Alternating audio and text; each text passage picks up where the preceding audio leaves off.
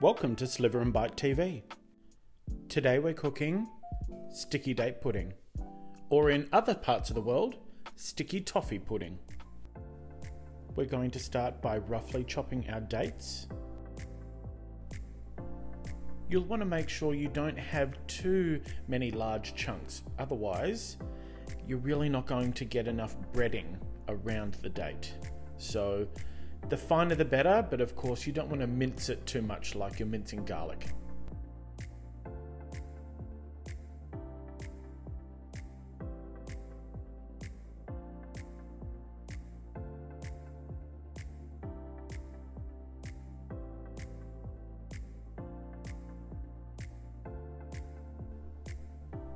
When you get into maybe the second or third date, you'll notice that the knife and your fingers become very sticky. So just be careful when you're lifting up the knife that you're not getting your thumb caught under it.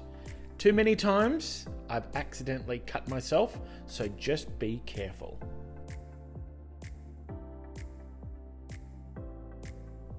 So I have already boiled the kettle, because as soon as you finish chopping your dates, you're going to pour out your cup of boiling water and you're going to pour that over the dates to put a little moisture back into it since they're dried. And then you'll see that I make sure that they're all fully submerged before sprinkling on the baking soda. And the baking soda will assist in slightly rising the breading.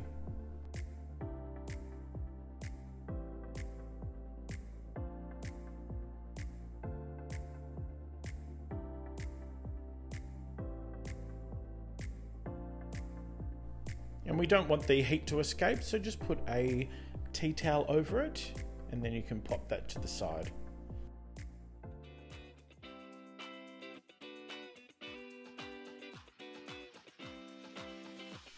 And we can get started on the breading of the recipe. So putting in your room temperature butter and your brown sugar, and then you're going to push that around the bowl and incorporate the two, and it'll become a paste.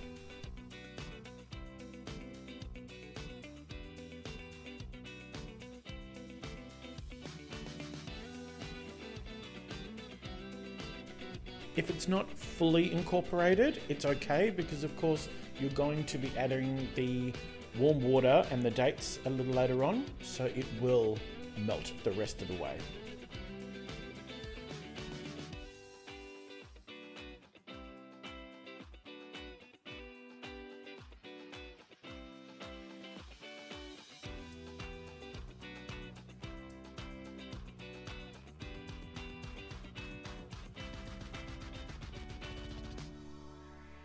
Putting in the 2 eggs now. They're also room temperature. Room temperature ingredients incorporate much easier, so that's why we put it at room temperature.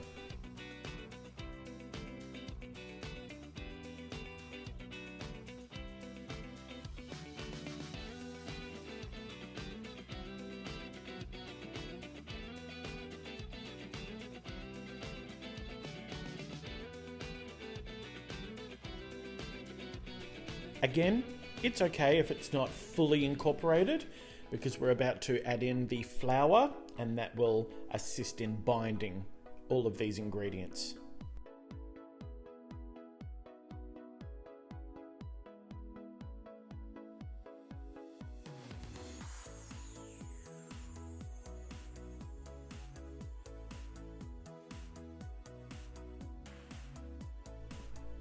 You'll notice that I'm using a spatula to mix this. Too many times I've tried to do it with automatic mixing tools, and at this point the breading gets really thick and you lose half of it in your utensils, so you're better off being able to scrape it down with a spatula.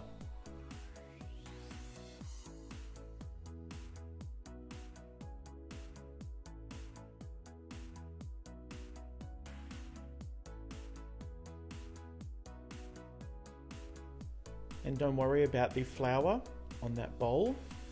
It will come off once we add in the water and the dates.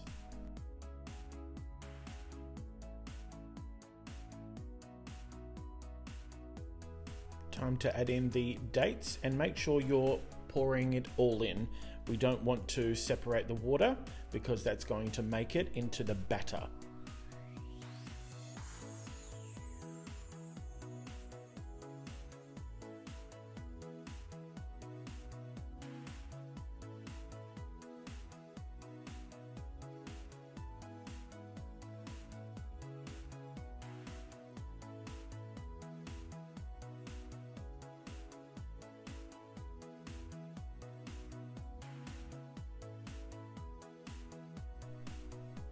You'll notice that there is a few lumps of the batter in there.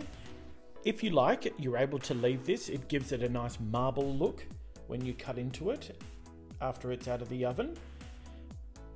Just be cautious not to overmix it. You'll actually want to see some of the dates in the actual pudding afterwards.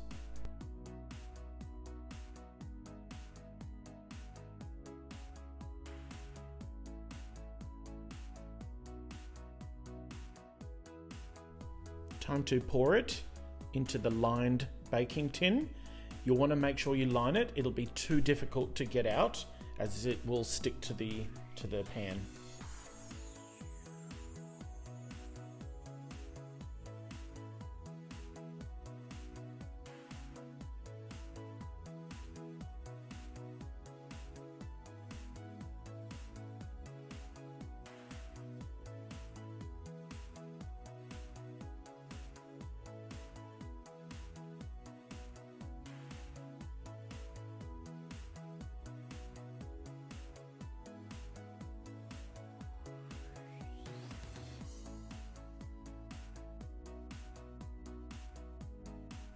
Once you've got all of the batter out of the bowl, you can get a second spatula to get all of the mixture off of the spatula and then push that into the corners and make sure it's flat across the top.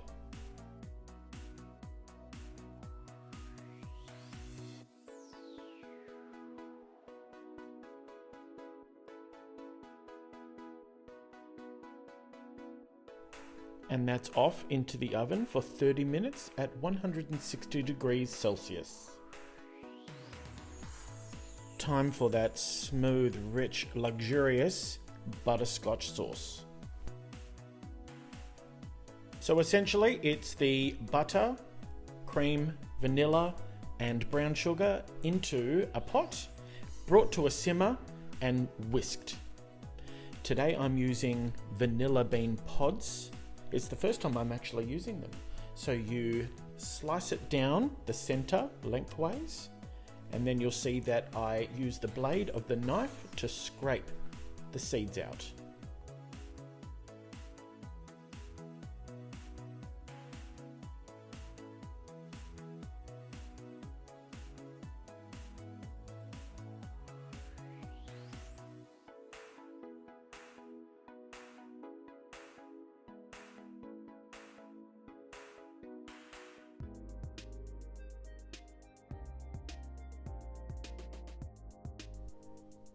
Just pouring in the cream, bringing that up to temperature.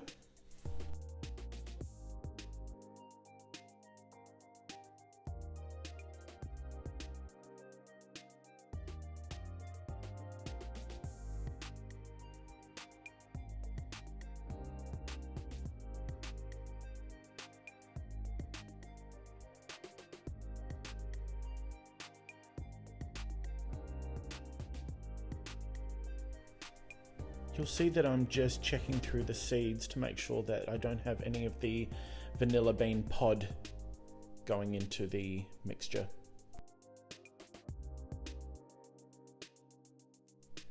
Certainly very easy to use the vanilla bean pod, and I find it's a much more smooth taste instead of the extract.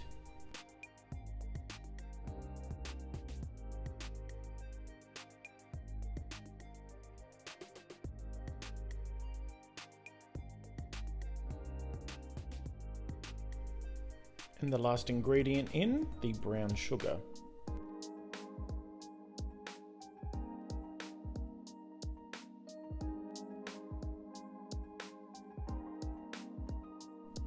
I have the temperature set to 100.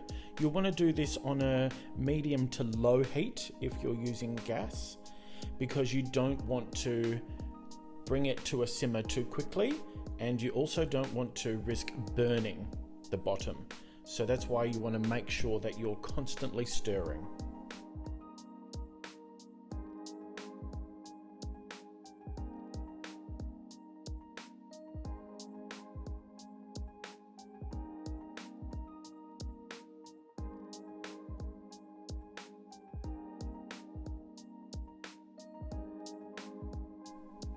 I've sped it up because I'll be stirring for roughly 4 to 5 minutes, and that'll make it incorporated, and you would have cooked off enough of the water content by that stage.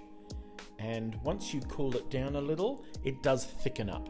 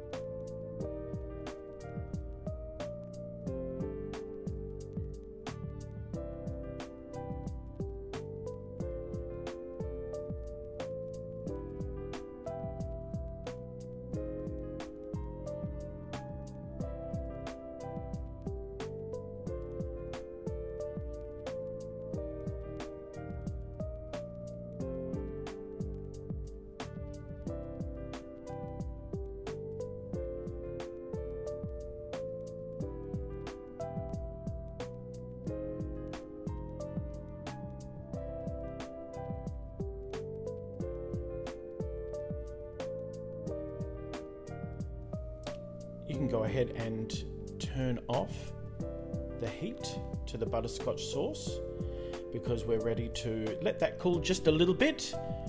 Once we take the pudding out of the oven and we commence to poke holes in it, this will allow the butterscotch sauce to penetrate the pudding much easier.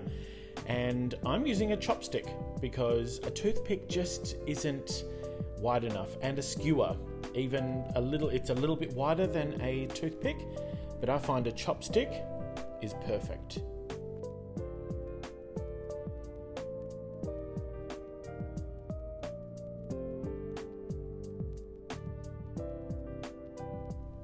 And then we're going to pour that over the top of the pudding. Be careful if you've got a low edge on your pan, because you don't want it to spill over. You don't want to waste any of this butterscotch sauce. And then pulling it in and just pouring it into those little holes.